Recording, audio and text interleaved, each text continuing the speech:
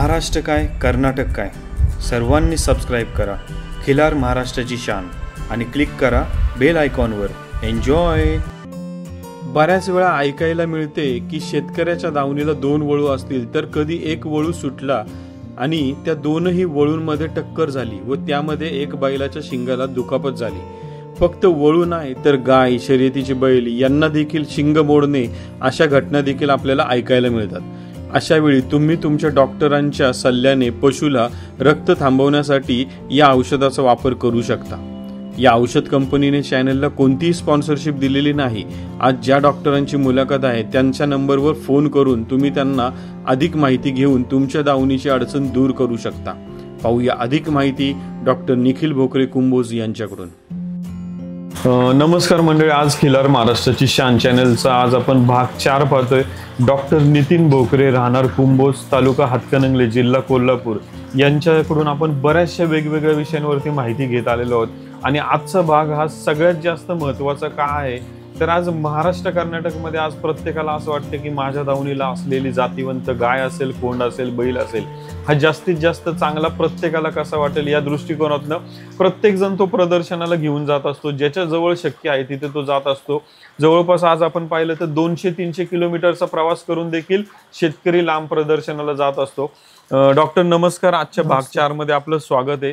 आज खरं तर आजचा विषय खरं तर आज आपण किती म्हणजे फ्रेंडली म्हणा किंवा आपण शेतकऱ्यांचे बरेच प्रश्न आहेत की बाबा प्रदर्शन जे होतं त्याच्यामधली निवड प्रक्रिया असेल किंवा काय पाहिलं जातं तर या गोष्टींवरती आज आम्हाला बरीचशी माहिती पाहिजे। तर एक पहिला प्रश्न की आमच्या स्वतःच्या दावणीला एक कालवड, एक खोंड आहे, आम्ही नवीन आहोत या क्षेत्रामध्ये, पण आम्हाला जाणीव नाही की आमचं चांगलं आहे का कसं आहे प्रदर्शनात घेऊन जावं। तर कुठल्या गोष्टी निवड प्रक्रियेमध्ये बघितल्या जातात की ज्याच्याहून आम्ही आमच्या घरच्या दावणीची ओळख स्वतः ओळखू शकू आणि मग प्रदर्शनाला जाण्याचा प्रयत्न करू। आपल्या मते कसं आहे, जवळपास आपल्या कुठं प्रदर्शन आहे तिथं पहिला आपण बघायला जावं। कसं आहे, प्रत्येक प्रदर्शनाला डॉक्टर्स असतात असं पण काही नाही। कर्नाटक प्रदर्शनमध्ये कसं होतं, जुनी जाणकार माणसं असतात। जसं इकडे वरल्या बाजूला येईल तसं तुम्ही काय होते, डॉक्टर असतात प्रदर्शनला। त्या दोघांचं पण जुळून यायला पाहिजे। असं प्रदर्शन ठेवताना पण ठेवणाऱ्यांना आपली काय विनंती आहे, त्यात थोडे डॉक्टर पण असावे आणि थोडे जाणकार पण असावे। डॉक्टर लाईननं जर बघायला गेला तर त्यात जात कमी असलं धष्टपुष्टपणा जास्त बघितला जातोय, ठीक आहे, पूर्ण टेस्टिकल त्यांनी सगळं त्यात बघितलं जाते बैलाचं। पण जाणकार जे आहेत त्यात 100% जात बघितली जाते बैलात। त्यासाठी त्यात जाणकार पण पाहिजेत आणि डॉक्टर पण पाहिजेत, असं हे पाहिजे। तर तसं तुम्हाला सांगायचं जर म्हटलं तर नवीन जर तुम्ही प्रदर्शन क्षेत्रात जर उतरत जर असला, प्रदर्शनासाठी एक खिल्लार गाय किंवा पाडी किंवा खोंड किंवा बैल असं जर तुम्हाला काय जर तयार करायचं असेल तर पहिलं तुम्ही जाऊन बघा जवळपास कुठं प्रदर्शन आहे, तिथं जाऊन बघितलं की तुमच्या लक्षात येईल बाबा निवड कशा पद्धतीने होते, काय होते, ह्या बैलाला का निवडलं असेल ह्याच्यावर थोडं तुम्ही अभ्यास करा। त्याचं डोळं कसं आहे, कान कसं आहे, तोंड काय आहे, बॉडीचे स्ट्रक्चर काय आहे, शिंग कसं आहे, फाउंडेशन पायाचं कसं आहे, मागला चौक कसा आहे, शेपूड कशी आहे, प्रत्येक गोष्टीवर तुम्ही बारकाईने लक्ष द्या आणि त्याचं कम्पेअर आपल्या घरातल्या वस्तूसोबत करायचं। बाबा आपल्याचं असं आहे का, त्यात आपल्यात काय कमी आहे, अजून आपण कुठं कमी पडतोय याच्यावरती निर्णय घ्या। जवळपास कुठं तुमच्या जर असेल तर एकदा तिथं घेऊन जावा। आपली वस्तू तिथे गेल्यानंतर व्यवस्थित थांबते का, बाकीच्यांची बैल कसं थांबतात, आपली वस्तू कशी थांबते, आपल्या वस्तूची नजर कशी आहे, तिथल्या ह्याची नजर कशी आहे, प्रत्येक तुम्ही तिथे थोडंफार गेलं की तुमच्या ऑटोमॅटिक लक्षात येते आपण बाबा कुठं कमी आहे। त्यासाठी आपल्याला पहिलं काय केलं पाहिजे तर पहिलं प्रदर्शन कुठं आहे तिथं जाणं पाहिजे, भेट दिली पाहिजे, तिथली वस्तू बघितली पाहिजे आणि त्या वस्तूचं कम्पेअर आपल्या घरातल्या वस्तूबरोबर केलं पाहिजे। मग तुमचं तुम्हाला पण लक्षात येते आणि नॅचरल म्हणजे ॲटोमॅटिक तुमचा अभ्यास होतो यात, हे असं आपण केल्यामुळं। डॉक्टर आता इथं अजून एक प्रश्न मला असं विचारायचं आहे की आज आम्ही प्रदर्शनला आमच्या दावणीची कालवड कोण आमचा पशु घेऊन गेलो आणि कदाचित आम्ही असं म्हणजे निवड प्रक्रियेची जी त्यांची कॅटेगरी ह्या गोष्टी बघणे त्या पद्धतीने कदाचित आमचा गाय बैल परफेक्ट असेल 100% बरं का सगळ्या बाबतीत, मे शिंग, तोंड किंवा ज्या ज्या गोष्टी बघितल्या जातात त्याच्यामध्ये, तर पण एक गोष्टीची कमतरता आहे की सगळ्या गोष्टीत सरस आहे पण एक गोष्टीत कमतरता अशी की ते प्रदर्शनात गेल्या उभंच नीट राहत नाही। मग त्यांनी सारखं एक बाजूला मागची बाजू बाहेर काढणं किंवा बुजायचं, इकडं तिकडं जायचं, किंवा म्हणजे आपण पाहतो अशा प्रकारची उदाहरणं. मग त्यावेळेस बरेचसे आजूबाजूचे पशुपालक मग थोडीशी त्यांच्यात हे होतं की बाबा थोडंसं तिकडं जावा, इकडं बांधा. मग शेवटी नियोजन कमिटी सांगते तुम्ही थोडंसं मागच्या बाजूला जाऊन थांबा, आम्ही तिकडे येऊन तुम्हाला सेपरेट बघू. तर प्रदर्शनात आपल्या पशुनी नीट उभं राहणं हे किती महत्वाचं आहे? 100% महत्त्वाचं आहे. कारण काय, जर पुढचा तुमचा वस्तू जर तुमची व्यवस्थित जर राहिली असेल तर डॉक्टरांना चेक करता येणार आहे. नाही, वस्तू जर तुमची व्यवस्थित जर राहत नसेल तर डॉक्टरांचं पण त्याच्यावर मन थोडं, किंवा पर्यवेक्षकाचं मन काय होते, थोडं कमी होते, हे राहू दे कुठलं बघूया असं होते. त्यामुळं आपण काय करायचं, शक्यतो करून वस्तू आपली प्रदर्शनाला बाबा तयार करायला लागलो तर त्याच्यासाठी थोडंफार वेळ द्यायचं. संध्याकाळची टाईम असू दे, सकाळची टाईम असू दे, तुम्हाला जसं वेळ मिळेल तसं थोडं त्यासाठी एक 15 मिनिट त्यासाठी वेळ काढायचं. बाबा त्याला हातावर घ्यायचं, हे असं उभा राहा. त्याला उभं राहायचं माहीत जर नसलं, स्वतः आपण त्याचं पाय धरून उभं करायचं. तसं तुम्हाला जसं पाहिजे असं जर त्यानं जर उभा राहिला तर काय नाही, खिशातनं आपण एक पार्लेजीचं बिस्किट पुडा बारकं बाळ जरी असलं त्याला चॉकलेट दिलं तर ते काम ऐकते. हे तर जनावर आहे. हे आपण मासाचा गोळ्याला आपण शिकवलं आणि त्याला आपण घडवा लागलो आहे. तसंच ह्याला पण जर आपलं चांगलं जर ऐकला, 100% त्यातलं एक बिस्किट द्या, किंवा भाकरी जर असेल तुमच्याकडं तर थोडं लोणचं लावलेलं भाकरी जर त्याला दिलं तर त्यांच्या जिभेला चटक लागते. बिस्किट जर दिलं तर चटक लागते. आपोआप तुम्ही सांगायच्या पहिला ते तसं उभा राहणार, मला हे कधी देतात. असं जर आपण उभं राहिलो तर हे मला 100% मिळणार. हे असं हातावर जे घेतलं जाते तसं तुम्ही आपापल्या जनावरांना कसं करत जावा. संध्याकाळचं टायमिंग देऊन त्याच्यावर हात फिरवत गोंजारत त्याला त्या जनावराला असं एवढं विश्वास द्या की तुमच्या म्हणजे तुम्ही जर त्याच्या जवळ असला तर त्याला काहीही भीती नाही. जर तुमचा त्याचं जर बॉन्डिंग जर झालं, 100% वासरू तुमचं, किंवा वासरू असू दे, बैल असू दे, गाय असू दे, प्रदर्शनात व्यवस्थित थांबणार तर का थांबणार. कारण त्याला एवढी गॅरंटी पटलेली असते की आपला मालक इथं आहे म्हणल्यावर 100% आपल्याला कोण काही इजा करणार नाही, आपण शांत थांबूया. डॉक्टर, आता खरं तर आता हा मुद्दा सांगितला, मला अजून एक तिथं असं विचारावं असं वाटतं की हे उभं राहण्याची कला असेल किंवा जे शिकवण असेल तर त्याच्या तुम्ही काही टिप्स आम्हाला दिल्या. आता मागच्याच आठवड्यात आम्ही चंदूर भागातली एका शेतकऱ्याची मुलाखत पाहिली की ज्याच्यामध्ये ती कालवड त्या शेतकऱ्यांच्या गाडीच्या मागं जशी गाडी जाईल तसं त्या मालकासोबत सगळीकडे जाते. खिलार कालवडचं आम्ही ते चित्रीकरण पाहिलं. तर हे आज्ञाधारकपणा त्या आपल्या गाई बैलामध्ये, वळू बैलात किंवा त्या बैलजोडीमध्ये असणं, याच्यासाठी आज आम्ही तुमच्या दावणीला काही नुकरा जातीचे घोडे पण पाहिले, आम्ही त्याच्याबद्दल पण चर्चा ऐकली. तर आपल्या पशुला शिकवण देणं किंवा हे देणं, याच्यासाठी दिवसातला किती वेळ आपण त्याला दिला तरी ते आपल्या म्हणजे काय म्हणू आज्ञेमध्ये राहू शकतं किंवा काय असं? अर्धा ते 1 तास त्या जनावरासाठी आपण काढावा. त्याला पटवून द्यावं त्या जनावराला. एवढं त्याच्याबरोबर तुमचं बॉन्डिंग पाहिजे की त्याला असं वाटायला पाहिजे तुम्ही जवळ आला की ते पूर्ण मन मोकळा होते. असं जोपर्यंत जनावराला वाटत नाही तोपर्यंत तुम्ही त्या अर्धा 1 तास त्याला कंप्लीट वेळ देणं म्हणजे त्यालाच कंप्लीट वेळ देणं. त्याला तुम्ही जरा चुकला तर थोडंफार मारावं पण लागते. असं काय बाबा न मारता पण सगळं तयार होते असं काय नाही. कुंभार आहे, घडवणार, मोडणार, त्याला आकार देणार, सगळं त्याच्या हातात असते. सेम तसं आपलं पण कसं आहे, ह्या जनावराबरोबर जेवढं आपण राहीन चांगलं तेवढं ते आपल्या संगत चांगलंच राहणार. कसं होतं एकदा असं मला जाणवून आले, बैलाची चूक असत्या 4 आणे पण त्याला शिक्षा ती किती दिली जाते, 1 रुपया एवढी. मग त्यानं काय समजायचं, त्यानं ही शिक्षा मी केलं हे चांगलं केलं काय एकदमच वाईट केलं, त्यात पूर्ण त्याचं आणि मालकाचं पूर्णच बिघडलं जाते. एखाद्या मालकाला पण उचलून टाकतात. हे जे आहे ते कशामुळे होते तर ह्यामुळे होते, जेवढी चूक आहे तेवढी शिक्षा झाली पाहिजे. हे एक आपलं मेन पहिला महत्त्वाचं. आणि दुसरी गोष्ट काय, जेवढं तुम्ही त्याला लळा लावशीला तेवढं 100% तुमच्या हातावर येणार तर काय येणार.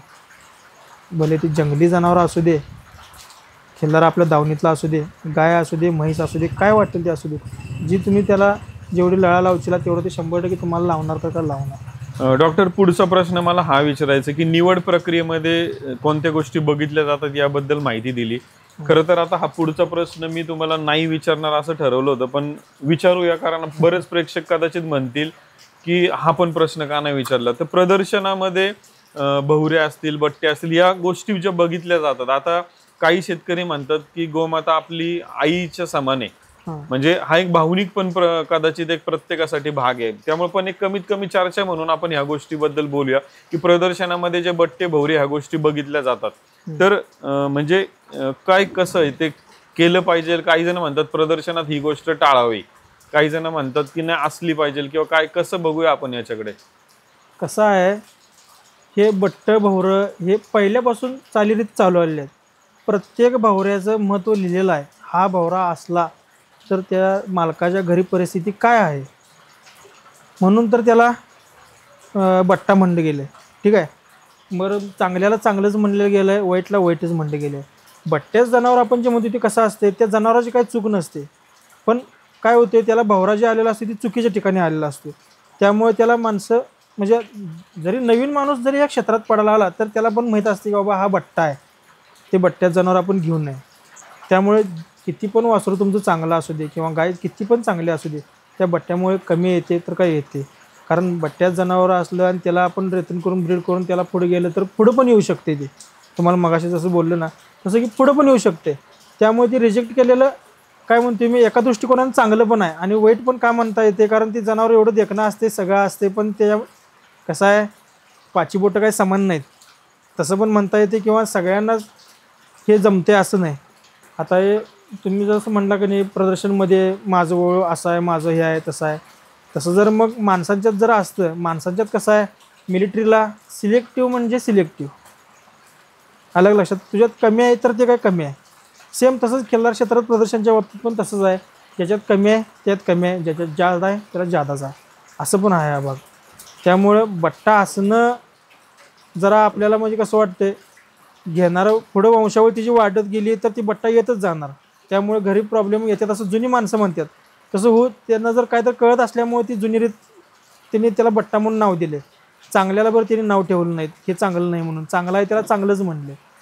असा हा बट्ट्याचा विषय आहे. डॉक्टर, आता हे बट्टे भवरे बघत असताना आपण आपल्या दावणीच्या गोवंशाला झालेली पैदास असेल किंवा दावणीचा गोवंश, याच्याकडे कसं आपण बघूया प्रत्येकाने? कसं आहे, आपल्या दावणीची जी वस्तू आहे त्याच्याकडे तुम्ही बट्ट्याच्या नजरेनं बघू नका, कारण देशी गाय हे देव मानलं जाते, म्हणजे त्यामुळे त्याच्याकडे बट्टा या विषयानं गायीकडे बघू नका. आपण जे तुम्हाला बट्टा हे सांगितलं हे ओळूमध्ये सांगितलं, कारण काय, पैदास पडताना चांगलं पडू दे, बट्ट्याची ओळ तयार करू नका, बट्ट्याची वस्तू तयार करू नका. ते कशासाठी सांगितलं की जेणेकरून तुमचं होताना वस्तू जी पुढली जी तयार होते ती चांगली व्हायसाठी. जे आता जे आहे तुमच्या घरी बट्ट्याची वस्तू जे आहेत म्हणजे त्यांच्याकडे बट्टा म्हणून तुम्ही बघू नका, त्यांचं काय तुम्ही मनाचं खच्चीकरण करून घेऊ नका. तुम्ही त्यांना चांगलं जोपासा, फक्त दाखवताना चांगला रेतनासाठी ओळ तुम्ही सिलेक्ट करा, कुठल्या लाईनचं आहे बघून त्या लाईनमध्ये तुम्ही त्याला सिलेक्ट करून दाखवा आणि चांगले त्याच्याकडून पैदास घ्या आणि ते तुम्ही तयार करा. मंडळी, खरं तर डॉक्टरांनी म्हणजे महत्वाची गोष्ट, आजचा हा जो विषय होता हा फक्त चर्चेचा विषय होता आणि आपल्या दावणीला जरी जे आहे ते आपलंच खरं सोनंच आहे.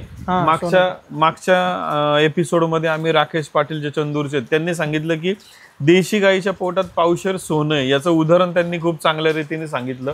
त्यामुळे आपल्या दावणीला असलेलं हे पांढरं सोनं हे चांगल्या प्रमाणे जपूया आणि त्याला जातीवंत वळू भरून आपण त्याची पैदास किंवा ब्रीडिंग कशा पद्धतीने योग्य घेता येईल त्याचा वापर करूया. खरं तर डॉक्टर, वळू दाखवताना तुम्ही थोडं जाणकार व्यक्तीने विचारा, डॉक्टर साहेब म्हणजे कोण पण असू दे जाणकार व्यक्ती, कुठला दाखवू दे, काय दाखवू दे, विचारपूस करा. जे तुम्हाला वळू दाखवायचं आहे ते तुम्ही दावणीवर एकदा जाऊन तुमच्या डोळ्याने तुम्ही बघून सिलेक्ट करा आणि मग तुम्ही दाखवा. खरं तर डॉक्टर, आता तुम्ही इथं म्हणजे ही निवड प्रक्रियेला मिलिटरीची निवड प्रक्रिया याच्याशी निगडीत केलं. खरं तर हे आमच्यासाठी खूप महत्त्वाचं उदाहरण आहे की जसं आपण म्हणतो की मिलिटरीमध्ये निवड प्रक्रिया ही यासाठी होते कारण ती तो जो सिलेक्ट केलेला आपला जो कोणी जवान आहे त्याला पुढे एखाद्या युद्धासाठी किंवा एखाद्या म्हणजे नको त्या थंड वातावरण असेल, बर्फाळ वातावरण असेल, तिथं जाऊन त्याला उभं राहायचंय. मग त्यामुळं आपली ह्या निवड प्रक्रियेमध्ये ह्या सर्व गोष्टी कदाचित जास्त पारखल्या जातात की ज्याच्यामुळे आज कधी कधी असं होतं की तुम्हाला पहिला मिळाला, मला दुसरा नंबर मिळाला, तर मला कधी कधी वाईट वाटतं, मी कधी कधी बोलून दाखवतोय, कधी कधी न बोलताही हे होतंय, किंवा मला पहिला मिळाला तुम्हाला दुसरा मिळाला. तर ह्या गोष्टी कदाचित आपण अवॉइड केला पाहिजे की बाबा, कारण प्रत्येकाचं निवड प्रक्रिया ही वेगवेगळी आहे. तर याच्याबद्दल कसं सांगता की बाबा कदाचित तुम्हाला कोसा आवडत असेल, आम्हाला काजळीच आवडेल, तर याच्याबद्दल आपण काय बोलूया थोडक्यात? तसं जर बघायला गेलं तर काजळी गट हा वेगळा असतो, कोसा गट हा वेगळा असतो. प्रत्येकानं खचून जायचं नाही. कसं आहे, प्रदर्शन त्यांनी ठेवल्यात, त्यांनी डॉक्टरांना सांगितले किंवा जाणकारांना सांगितले. ह्यासाठी मी तुम्हाला मगाशी काय म्हणलं, ह्यात डॉक्टर पण पाहिजेत आणि जाणकार पण पाहिजेत. यामुळे निवड होणारे अजिबात चुकणार नाही, 100% चांगलीच होणार. आणि नाराजगी व्यक्त करायची नाही. असं नाही की बाबा तुमचं प्रत्येकाला आपलं बाळ हेच असते, म्हणजे श्रेष्ठच असते. त्यामुळं सगळीच त्याला जनावर कोण पण तयार करणारा असू दे प्रदर्शनला, प्रत्येकाने त्याला भरडा वैरण पाणी घालून व्यवस्थित त्याची निगा करून तयार केलेला असते. कोण कोणाला कमी नसते. त्यात आपण कुठं कमी पडतोय ह्याचा आपण थोडा विचार केला पाहिजे. मेन म्हणजे नाही त्याला दिलं आणि आपल्याला दिलं भांडत बसून काय उपयोग नाही. यात आता बऱ्याच ठिकाणी मी पण भरपूर ठिकाणी बघतोय. आता मी पण स्वतः जजिंगला त्यानं जातोय, निवड त्यानं करून देते. पण बाबा निवड करणाऱ्यांना पण सांगता आलं पाहिजे ह्याच्यात काय कमी आहे, काय ह्याला दिलं नाही. जर पुढल्या माणसानं जर विचारलं तर त्याचं उत्तर देता आलं पाहिजे की बाबा तुझ्या बैलाला आम्ही सिलेक्ट का केलं नाही किंवा गायला सिलेक्ट का केलं नाही, त्याचं उत्तर पण त्याला देता आलं पाहिजे. आणि त्यात नंबर आपला नाही झाला किंवा तिसरा आला किंवा चौथा आला, खचून जाऊ नका. तुम्ही त्यात प्रदर्शनमध्ये एंट्री केला हीच तुमची मेन मोठी डेअरिंग आहे. ठीक आहे. घरात आपल्याला मस्त वाटतंय माझा वळू असा आहे, माझा खोंड असा आहे, तिकडे कोणाचंच असं नाही. पण जिथं प्रदर्शनमध्ये तुम्ही जाल त्यावेळी सगळी तिथं पैलवान शड्डू मारूनच असतात, कोण कोणाला कमी नसते. त्यावेळी आपण कुठं आहे काय आहे ते आपल्याला पण कळते. इथंपर्यंत घेऊन आलाय म्हणल्यावर फक्त त्याच्या नॉलेजवर घेऊन आलेलं नसतं. इथं सगळीकडे पहिला फिरून करून, मगाशी मी काय म्हटलं, प्रदर्शन पहिला तुम्ही वासरू आणणार आहे ना, जवळच्या प्रदर्शनला भेट देऊन बघा, तिथं काय कम्पेअर केलं जाते बघा, त्याच्यावर तुम्ही ठरवा काय करायला लागते काय नाही. असं सगळीकडनं विचार करूनच तिथं तो आलेला असतोय. त्यामुळे कोणी खचून नाराज वगैरे व्हायचं नाही, एवढंच आपलं मत आहे. काय आपल्या वासरात कमी आहे आणि आपण ती कसं भरून काढेल याचा विचार केला आणि तर खिल्लार आपलं अजून सुधरेल, हे मला म्हणायचं. धन्यवाद डॉक्टर. आज या मुलाखतीच्या माध्यमातून आपण प्रदर्शन, निवड प्रक्रिया आणि किती काही झालं तरी आपण चांगलं जोपासायचं आहे, पुढे जायचं या संदर्भात माहिती दिली. डॉक्टर, आम्हाला एकदा तुमचं नाव, गाव आणि फोन नंबर परत एकदा सांगा. आणि इथं आम्हाला यायचं असेल जर या भागात आल्यावर कुठे हा पत्ता ते सांगा. माझं नाव डॉक्टर निखिल भोकरे, गाव माझं कुंभोज, तालुका हातकणंगले, जिल्हा कोल्हापूर. इथं जर यायचं म्हटलं तर गावात कुठेही जर चौकशी केलं की भोकरे डॉक्टरांचं फार्म हाऊस कुठं आहे किंवा गोटा कुठं आहे तर कोणी तुम्हाला सांगू शकेल. म्हणजे आष्टा इकडून कराड सातारा भागातून जी लोक येतात त्यांना आष्टा 1.25 लाख आष्टा म्हटलं की त्यांना कळते का बाबा इथं 1.25 लाख आष्टा बऱ्याच जणांना माहिती आहे. आष्ट्यामधून 16 किलोमीटर आणि इकडं हातकणंगलेमधून जर येत असलं तर हातकणंगलेमधून 7 किलोमीटर असा आपलं एरिया आहे. तिथं कधी पण येऊ शकताय आणि भेट देऊ शकताय. काय डॉक्टर, खूप खूप धन्यवाद. आज तुमच्या माध्यमातून जवळपास आम्ही 4 वेगवेगळे भाग पाहिले की ज्याच्यामध्ये बरीचशी माहिती मिळाली. आता या सगळ्या माहितीच्या आधारावरती आम्हाला बरेचसे प्रश्न आमच्या गोपालक असतील, शेतकरी असतील, ज्यांचे प्रश्न घेऊन आम्ही परत काही दिवसांनी तुमच्या दावणीला नक्की येऊ. मंडळी, चॅनल लाईक, शेअर, सबस्क्राईब करा आणि जास्तीत जास्त माहिती सर्वांपर्यंत पोहोचवा. आणि खिलार घराघरात, मनामनात या उद्देशाने आपण प्रत्येकाने ज्याला शक्य आहे त्याने प्रत्येकाने एकतरी देशी गोवंश ज्याच्या त्याच्या भागात जो आहे त्यांनी तो नक्की सांभाळा. खूप खूप धन्यवाद. डॉक्टर, आता शर्यत क्षेत्रामध्ये आम्हाला शेतकऱ्यांना बऱ्याच काही अडचणी येतात. सर्दी होणं, लिगामेंटचा प्रॉब्लेम किंवा खुराक किंवा पळायला कमी येतोय किंवा त्याचं डाएट असेल, तर आम्हाला ह्या सर्व गोष्टीबद्दल आमच्या प्रेक्षकांना माहिती घ्यायला नक्कीच आवडेल. कसं आहे, शर्यती क्षेत्रात बैल जर तयार करायचा झाला. नमस्कार मंडळी, खिलार महाराष्ट्राची शान चॅनलवर तुमच्या सगळ्यांचे स्वागत आहे. आता आपल्या खिलार चॅनलचे 6 लाखाच्या जवळपास सबस्क्रायबर पूर्ण होत आहेत. तुमच्या सगळ्यांचे श्रेय यात मोलाचे होते, तेव्हा चॅनल इथपर्यंत पोहोचू शकला आहे. तुम्ही खिलारचे व्हिडिओ जास्तीत जास्त पाहिले आणि लोकांपर्यंत शेअर देखील केले. आम्ही देखील भरपूर मेहनत घेऊन माहितीपर खिलार व्हिडिओ बनवले आणि ते व्हिडिओ जगाच्या कानाकोपऱ्यात पोचवायला तुम्ही मदत देखील केली आणि चॅनल सबस्क्राईब पण केला. पण जिथे तुम्ही चॅनल सबस्क्राईब केला त्याच्या बाजूला जॉईन बटन आहे. खूप लोकांनी जॉईन करून खिलार चॅनलला सहकार्य देखील केलेले आहे. तुम्ही देखील जॉईन करू शकता आणि वेगवेगळ्या कॅटेगरी निवडू शकता. तुम्हाला देखील जी मदत शक्य आहे ती तुम्ही चॅनल जॉईन करून आम्हाला देऊ शकता. चॅनल करत असलेल्या खिलार कार्याला तुमच्या मदतीची गरज आहे. धन्यवाद. खिलार महाराष्ट्राची शान. खिल्लार महाराष्ट्राची शान.